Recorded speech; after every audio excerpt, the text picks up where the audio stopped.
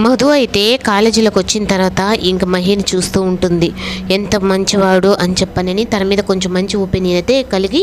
తన దగ్గరికి వెళ్ళి ఉంటుంది. గుడ్ మార్నింగ్ బాస్ అంటుంది. ఏంటి నువ్వు కొత్తగా బాస్ అంటున్నావు, మామూలుగా పిల్లి గడ్డం ఈ మ్యాడీ అని చెప్పని మాట్లాడతావు కదా, ఇప్పుడేంది ఇంత రెస్పెక్టు అని చెప్పనంటే, అంటే నిన్న నీవు నా విషయంలో చేసిన దానికి చాలా థ్యాంక్స్ అని చెప్పనని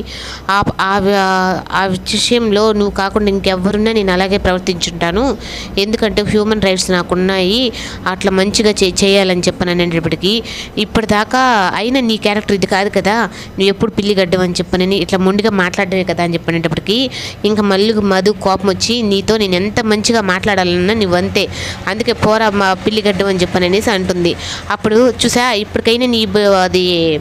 నీ అసలు రూపం బయటకు వచ్చింది అని చెప్పనని ఇంకా అంటాడు. ఈ లోపల సార్ అయితే వచ్చి బీటెక్లో ఎవరెవరికి ఫస్ట్ వచ్చాయో అవి చెప్తాను మార్క్స్ అని చెప్పనని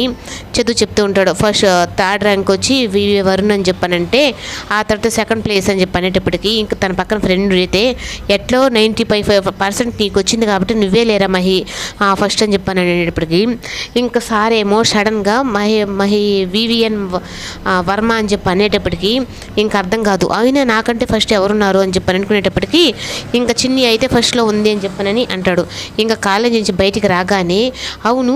తనకి ఎలా ఫస్ట్ అంత మార్కులు వచ్చినాయి అని చెప్పానంటే, ఇంకా లోహిత అయితే ఏదో చూసుకైపి కొట్టి చిట్టాలు పెట్టి రాసుంటుంది, అందుకే ఇలా ఫస్ట్ వచ్చింది అని చెప్పంటే